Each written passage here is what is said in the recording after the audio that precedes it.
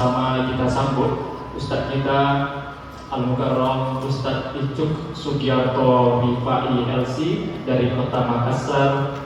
Pada beliau waktu dan tempat disilakan.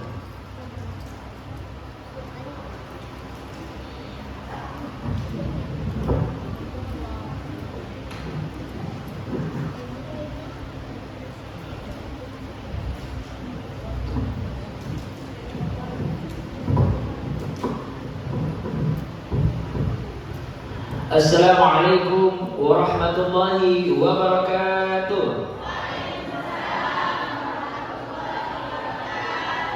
Bismillahirrahmanirrahim. Alhamdulillahi rabbil alamin.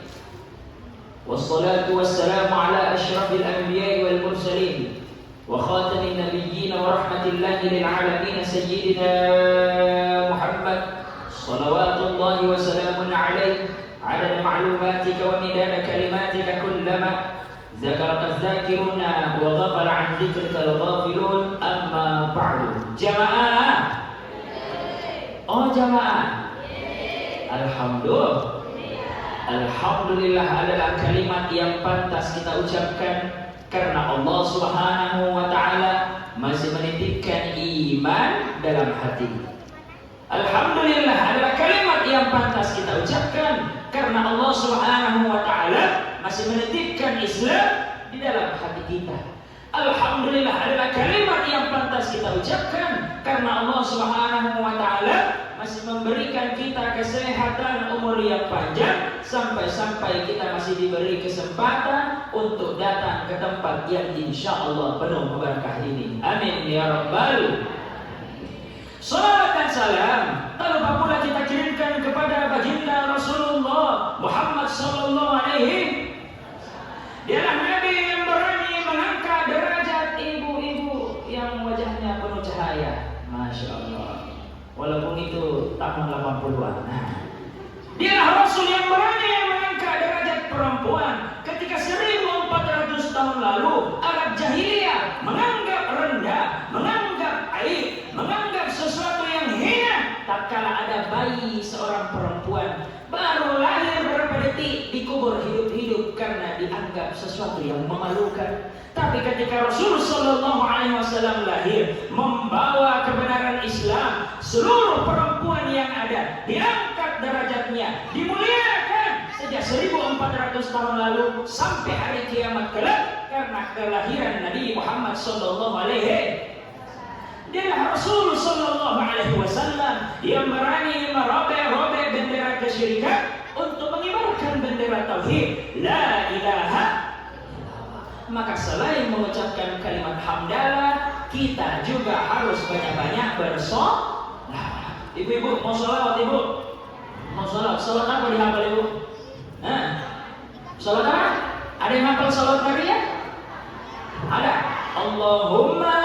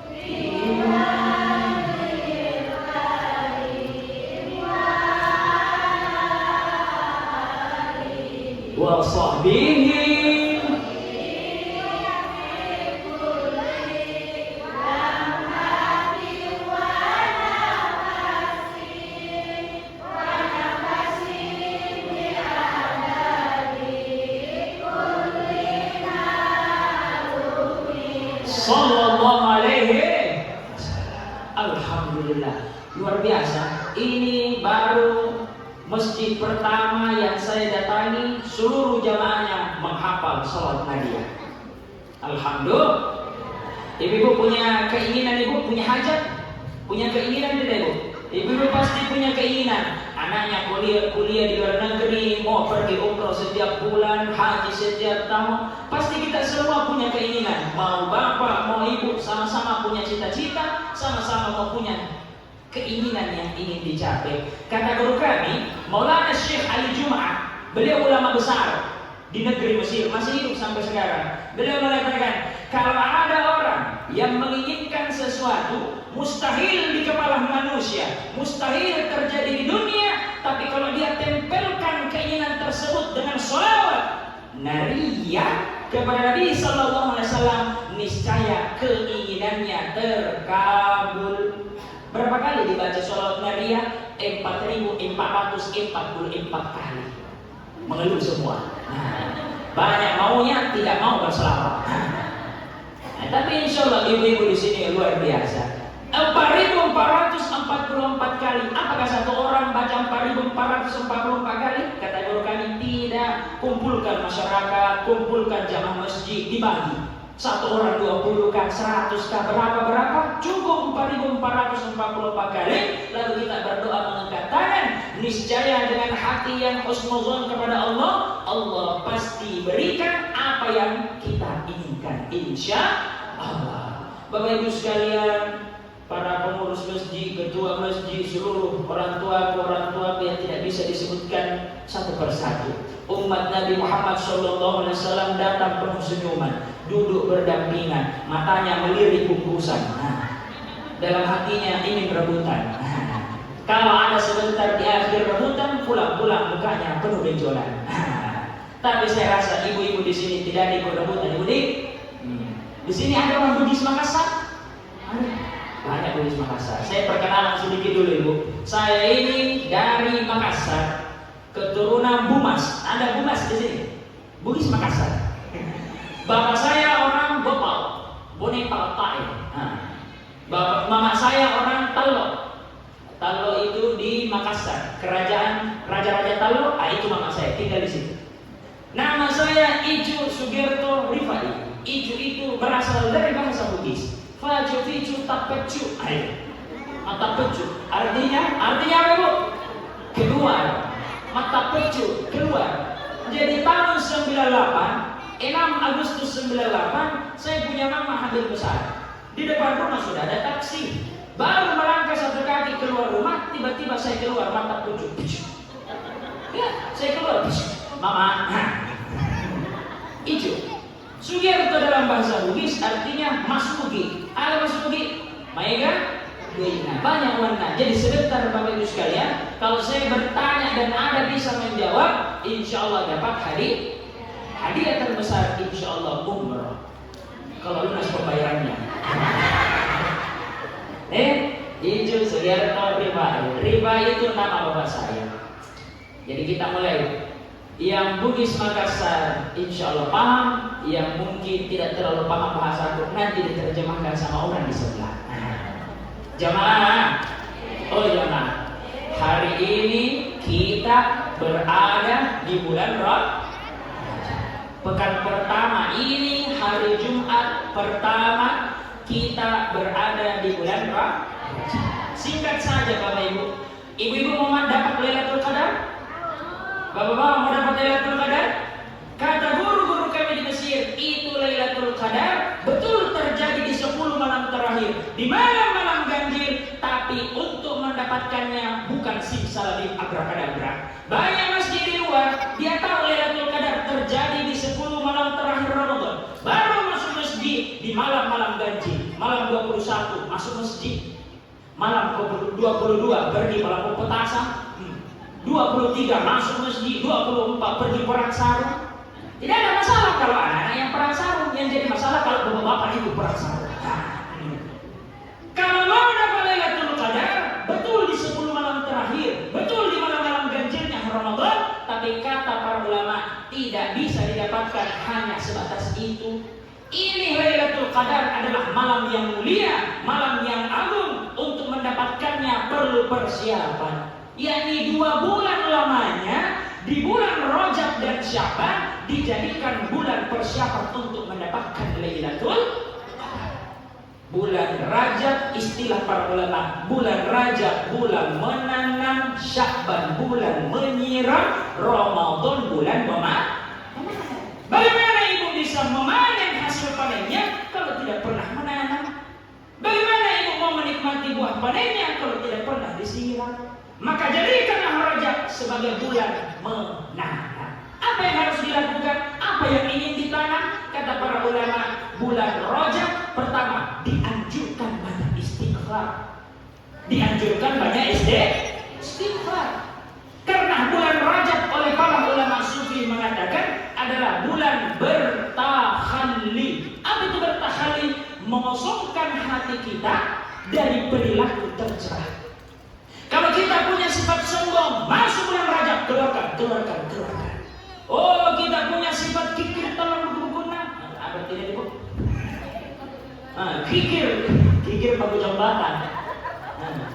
Kalau hari ini di bulan Rajab kita punya sifat kikir, usahakan kikis, keluarkan. Tidak ada lagi sifat kikir, kita masuk di bulan Sya'ban. Kalau kita punya sifat dengki, iri hati, pote-pote, atau pote-pote itu? Apa itu pote-pote? Itu bahasa Jerman tadi, itu pote-pote ya. Terlalu banyak omong, dia suka gibah, dia suka kepanasan, lihat tetangga beli kipas, dia yang terputar. Lihat tetangga beli pemanas, dia yang kepanasan. Lihat tetangga beli kulkas, dia yang kedinginan. SMS, senang melihat orang susah melihat orang Yang dibahas ini adalah warga Jerman. Kalau jamaah muslim muhibbin, insyaallah sama. Insyaallah tidak. Rajab itu kita bertahalli, mengeluarkan seluruh apa yang ada hal-hal buruk dalam hati kita, keluarkan. Masuk nanti Sya'ban, kita bertahalli. Apa itu bertahalli, Bapak? Adalah mengisi hati kita dengan perilaku terpuji. Sombong hilang, masuk tawadhu. Kikir hilang, masuk dermawan. Dengki hilang, muncul rasa kasih sayang. Maka bertahalli, Rajab tadi bertahalli mengosongkan dengan banyak istighfar. Maka Sya'ban bertahalli menyiram dengan banyak-banyak bersolawat. Al-Quran akan dibaca banyak-banyak di Ramadan dengan catatan istighfar diperbanyak di Rajab. Sya'ban diperbanyak di sholawat, maka Ramadan bertajalli. Apa itu bertajalli? Tidak ada lagi pembatas antara seorang hamba dengan Tuhannya. Orang bertahalli di Rajab, bertahalli di Sya'ban, kemudian bertajalli di Ramadan, hilang sifat buruknya, masuk sifat baiknya, maka nanti di akhir kita memperbanyak Al-Quran, membaca Al-Quran, hati tak bersih, tidak ada lagi pembatas antara seorang hamba dengan Tuhannya. Karena mumpung kita di bulan Rajab, ayo kita masuk sedikit. Kemarin kita sudah maulid, Ibu. Di sini ada diadakan maulid? Ada. Biasa kalau orang Bugis Makassar itu di kampung saya, kampung kita semua itu biasa ada pohon pisang. Dulu buahnya pisang, sekarang telur. Jadi pisang isinya telur. Apa filosofinya telur itu, Bapak Ibu sekalian? Itu telur di dalamnya warna putih, dibungkus dengan kulitnya. Itu kulit bermakna sesuatu yang harus mengikat, tidak boleh dipecahkan. Itulah yang dikatakan dengan silaturahmi. Orang kalau dia pahami filosofi telur yang digantungkan, maka dia akan memahami bahwa telur sifatnya mengikat. Apa maksudnya mengikat? Menjaga hubungan silaturahmi. Itu telur, Ibu, kalau Ibu mau makan dikasih pecah kulitnya. Kalau mau disambung kembali mustahil. Pun bisa disambung pakai lem Alteco kah, pakai lem Korea, lem Jepang, lem Cina, atau nasi dipakai untuk menyambung, tetap dia tersambung tapi masih ada bekas-bekasnya. Orang yang sudah putus silaturahminya, sulit tersambung, maka mulai dari sekarang jangan pernah memutuskan hubungan silaturahmi. Nabi SAW mengajarkan kita bagaimana caranya menjaga hubungan antara manusia dengan manusia. Kalau kita dengan Allah hablum minallah, alhamdulillah kita sholat semua, kita puasa semua, kita laksanakan umrah insyaallah, kita laksanakan haji insyaallah. Tapi buah dari sholat, buah dari puasa, buah dari umrah, buah dari haji adalah bagaimana hubungan sesama manusia hablum minannasnya baik. Ayo kita singgung-singgung sedikit tentang hablum minanas. Yang pertama, Nabi SAW sangat pemaaf. Nabi SAW sangat pemaaf. Kenapa bisa dikisahkan rumahnya Nabi SAW waktu tinggal di Makkah Mukarramah punya tetangga kebetulan orang Nasrani, orang tidak beragama, orang kafir, tidak ada agamanya.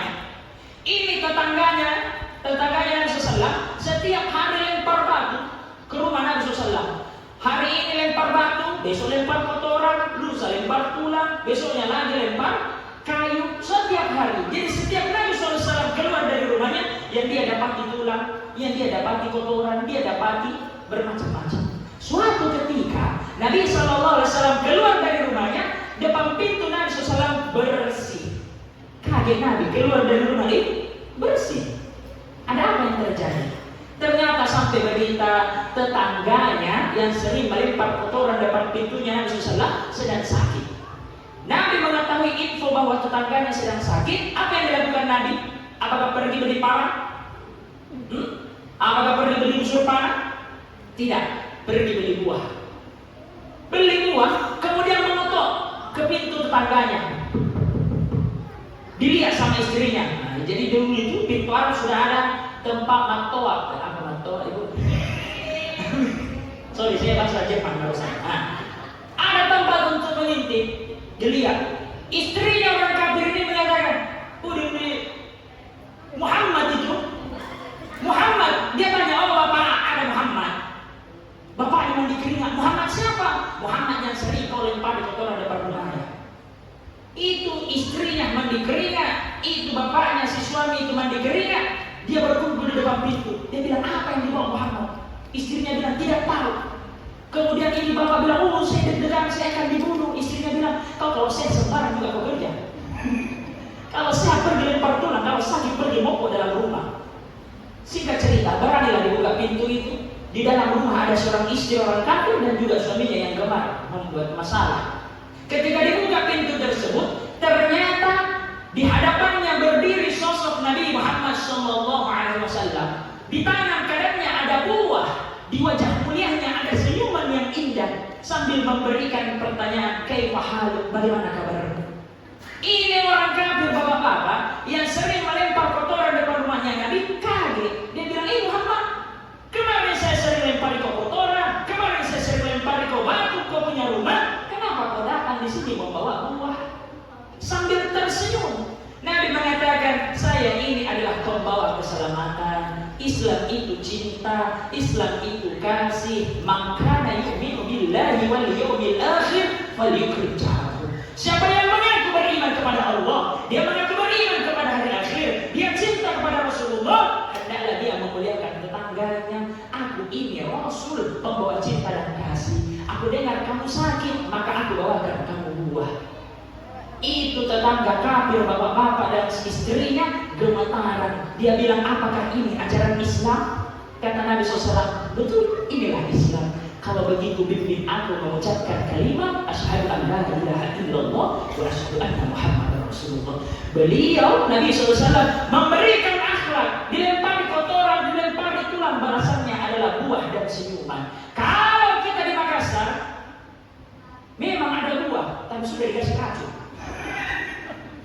Mungkin orang-orang di luar sana sering dilempari tombak, dilempari kotoran, dilempari tulang, tidak cukup 5 menit dia juga bopar. Tapi kalau kita mengaku umat Nabi Sallallahu Alaihi Wasallam, yang kita bawa adalah akhlaknya Nabi Sallallahu Alaihi Wasallam. Satu, Nabi Sallallahu Alaihi Wasallam saling memaafkan. Yang kedua, tadi kita sudah baca hadisnya Nabi SAW. Maka yu'minu billahi wal yawmil akhir falyukrim jarahu. Siapa yang mengaku beriman kepada Allah Subhanahu Wa Taala, mengaku beriman kepada hari akhir, hendaklah dia memuliakan tetangganya. Kami Bapak Ibu sekalian pernah kuliah di Mesir. Rumah kami di Mesir tidak sama rumah di Kalimantan.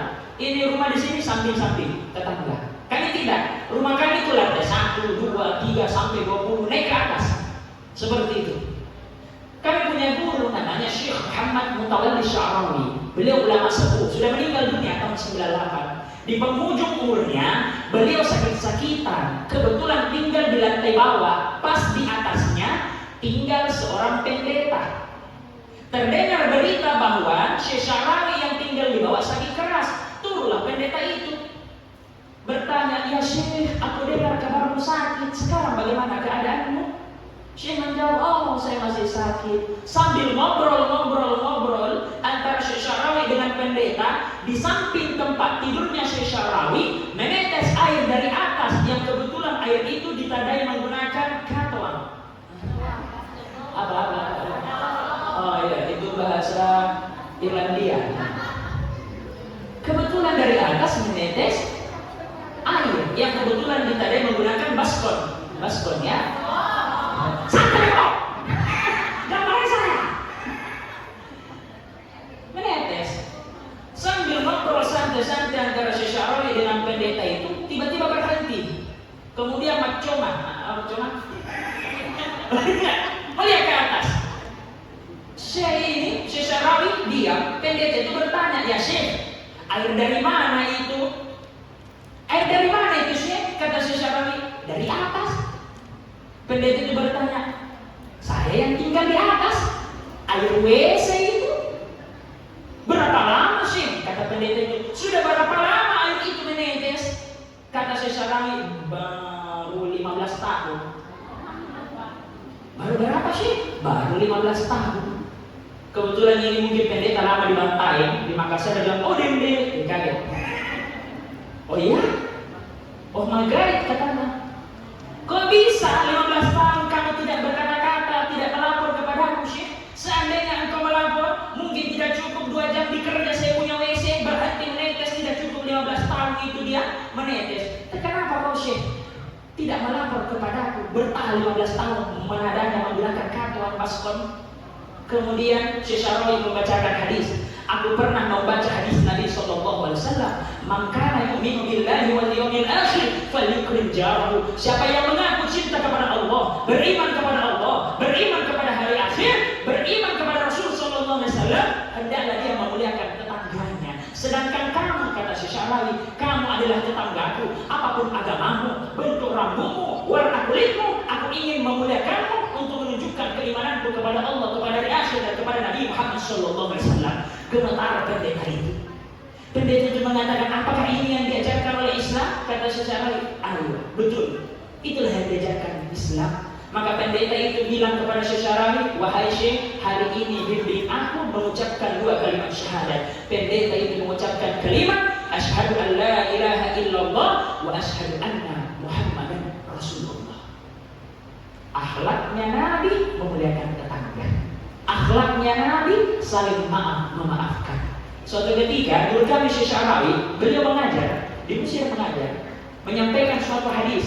Adalah Nabi SAW duduk bersama dengan sahabat. Tiba-tiba Nabi SAW matoa, jadi bagian tahu ini, menengok ke atas. Kemudian beliau tersenyum.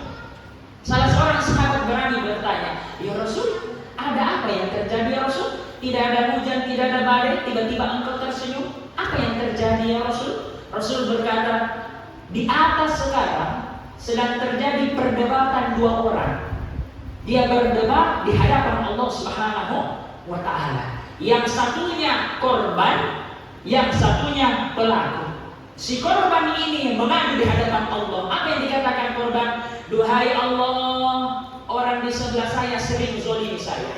Orang di sebelah saya sering menyakiti saya. Orang di sebelah saya sering menyiksa saya. Tapi saya tidak bisa membalas karena dia punya kedudukan, dia punya kekayaan, dia punya nama. Makanya saya tidak bisa membalas. Sampai saya meninggal, saya menjadi korban dizolimi. Maka hari ini ya Allah, aku minta keadilan-Mu.'" Allah berfirman kepada orang tersebut, si korban, "Apa yang engkau minta?" Orang itu berkata, "Ya Allah, aku minta seluruh pahala kebaikan si pelaku pindah kepada aku." Allah berfirman, tidak ada kebaikan yang pernah dia lakukan. Kemudian si korban lagi minta, "Kalau begitu ya Allah, aku minta seluruh dosaku pindah kepada si pelaku." Pelaku itu bilang, "Udin, apa mau ini? Pahala tidak ada, dosa bertambah, bagaimana ini?" Sebelum Allah kabulkan, Allah berfirman kepada si korban, "Apakah kamu senang ketika seluruh dosamu ditanggung oleh saudaramu?" Si korban lalu berkata, lantas bagaimana ya Allah? Aku ingin minta keadilanmu. Masa kemarin saya di dunia dizolimi, di akhirat saya tidak dapat keadilanmu? Allah berfirman kepada si korban begini, coba kau hadapkan kau punya kepala di sebelah kanan, hadapkan ke sebelah kanan, maka engkau akan menyaksikan sesuatu dan engkau akan berkata sesuatu kepadaku. Singkat cerita, si pelaku atau si korban ini, si korban menghadap ke kanan, dia menyaksikan pemandangan yang begitu indah. Belum pernah dilihat matanya selama hidup di dunia. Hidungnya mencium aroma yang bau, begitu harum, belum pernah dicium selama hidup di dunia. Kulitnya merasakan hawa, udara yang begitu nikmat, belum pernah dia rasakan selama hidup di dunia. Sampai si korban berkata kepada Allah, duhai Allah, aku ingin tinggal di tempat ini. Apapun alasannya, aku minta ya Allah untuk tinggal di tempat ini. Allah berfirman kepada si korban, gampang sekali tapi tidak gratis, ada bayaran. Si korban berkata, apapun bayarannya ya Allah, aku siap untuk membayarnya. Allah berfirman, balasan atau bayarannya hanya satu. Apa ya Allah, kata si korban? Kata Allah Subhanahu wa taala, bayarannya genggam tangan pelaku di sebelahmu, maafkan, sama-sama kau menikmati surga itu. Maka maaf memaafkan, menjaga hubungan silaturahmi menjadi sebab adalah jalan tercepat masuk ke dalam surganya Allah Subhanahu wa taala. Saling maaf memaafkan, saling menyambung silaturahmi, menebarkan cinta dan kasih. Dalam hadisnya Nabi sallallahu alaihi wasallam, ar-rahimuna yarhamuhumur rahman. Orang-orang yang menebarkan kasih sayang akan disayangi, dicintai oleh yang Maha Rahman. Siapa yang Maha Rahman? Adalah Allah. Irhamu man fil ard. Maka tebarkanlah kasih sayang di muka bumi ini, wa yarhamkum man fis sama. Maka seluruh penduduk langit akan mencintai agen-agen penebar kasih sayang di muka bumi ini. Maka maaf memaafkan bagian daripada menebarkan kasih sayang. Menyambung tali silaturahmi adalah bagian menebarkan kasih sayang. Ini air minum Bapak Ibu sekalian di depan kita sekarang. Ini air minum jangan pandang hanya sebatas sebotol diminum habis selesai. Ibu-ibu inisiatif memberikan air minum kepada orang-orang kehausan menjadi sebab ibu ini masuk dalam kategori orang yang menyiapkan dirinya untuk minum di telaga Al-Kautsar bersama Nabi sallallahu alaihi wasallam disebabkan sedekah air. Ibu ini mungkin besok masuk Ramadan panjang umur, amin. Allahumma barik lana fi Rajab wa Sya'ban wa balighna Ramadan, amin. Semoga panjang umur kita masuk Ramadan. Ibu-ibu ini haid, tidak sempat puasa di dalam Ramadan. Apakah sudah kehilangan puasa Ramadannya? Gampang. Kalau kita tetap mau dapat pahala puasa Ramadan, walaupun ibu tidak berpuasa, inisiatif beli makanan. Kalau di Makassar namanya papabuka. Beli makanan untuk berbuka bersama di masjid, dipakai bapak-bapak untuk makan. Beli air minum 1-2 dos dipakai minum. Ibu tidak berpuasa, ibu tetap mendapatkan pahala berpuasa. Kenapa? Hadis Nabi SAW, siapa orang yang menyediakan makanan kepada orang berpuasa, maka baginya yang menyediakan dapat pahala yang serupa walaupun dia tidak melakukan. Ini untuk ibu-ibu Bapak ya. Karena biasa setiap bulan ada dan tamu yang tidak diundang keluar darah dari sesuatu itu adalah hal yang wajar. Makanya wajar ibu-ibu tidak puasa di bulan Ramadan karena ada keluar darah.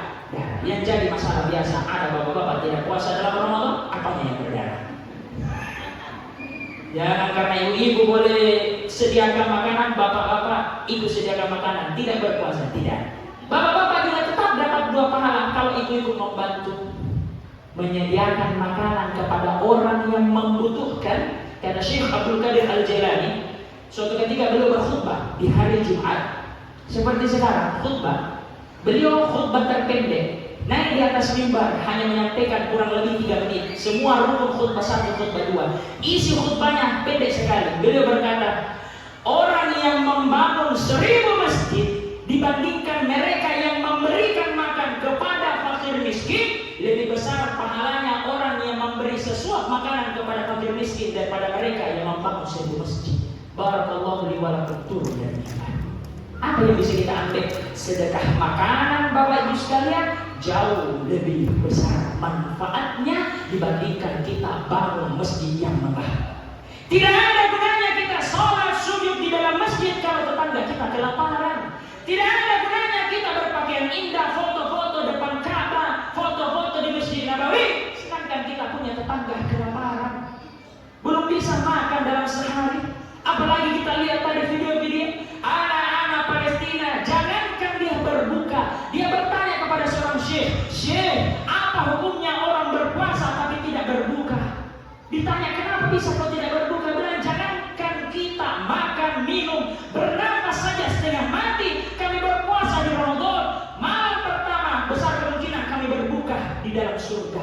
Kenapa? Orang-orang tidak mempedulikan saudara-saudara kita di Palestina di saat negara-negara Arab itu bangkit dengan teknologinya, bangkit dengan bangunan indahnya. Ada saudara-saudara pejuang kita di Palestina berjuang untuk mempertahankan kiblat pertama, yakni Masjidil Aqsa. Sampai-sampai dia berkata di dalam media sosial, dia bilang, "Hei kalian semua kaum muslimin, hanya jumlahnya yang banyak namun kualitas imannya begitu sedikit. Kalian kalau tidak ingin mengirim makanan kepada kami, tidak usah repot-repot, kirimkan saja kain kafan kepada kami karena kalian tidak ingin membantu kami."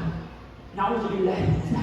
Boleh jadi kalau kita diberikan harta, kesehatan, umur yang panjang, Allah titipkan itu bisa jadi menjadi sebab tangan kita sebagai perpanjangan tangan. Untuk apa? Membantu saudara-saudara kita di Palestina. Jadikan kehidupan kita, Bapak Ibu, umur kita, kesehatan kita, kemudian kekayaan, kenikmatan yang Allah titipkan kepada kita menjadi sebab kita semakin dekat kepada Allah Subhanahu wa Ta'ala dengan berbagi kepada saudara kita. Dan ini dalam rangka menebarkan kasih sayang, cinta dan kasih. Tidak ada gunanya umroh setiap bulan kalau saudara-saudara kita mati kelaparan. Tidak ada gunanya pakaian mewah, foto di depan Ka'bah kalau saudara-saudara kita tidak menggunakan pakaian, hanya berlumuran darah. Kita nikmat di sini, ada masjid berdiri, kipas angin tak putar, air minum banyak, ustaznya tidak ada air minum lah. Tidak ada masalah. Mereka jangankan bisa minum, bisa makan, duduk pun susah. Kenapa? Di dalam runtuhan. Keluar sedikit kita enak, Bapak Ibu, kita enak. Pesan Grab, ke pesan Shopee, makanan datang. Dia bagaimana? Mau pesan Grab, roket datang. Nauzubillah ini.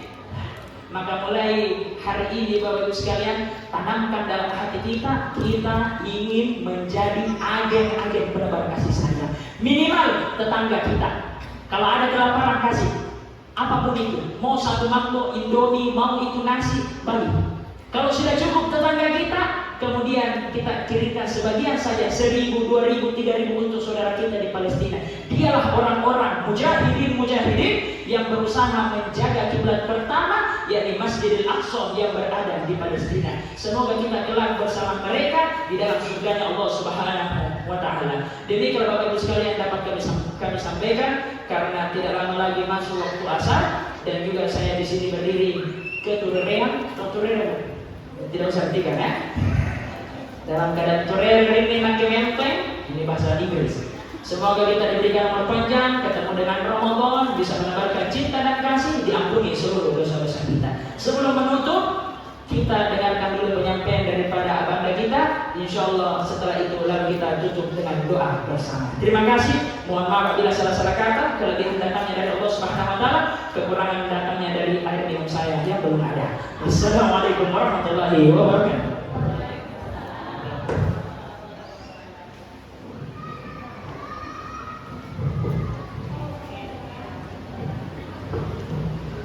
Masya Allah, terima kasih Ustaz telah menyampaikan begitu luar biasa semangatnya. Mudah-mudahan kita bisa mengamalkannya Ibunda, Ayahanda.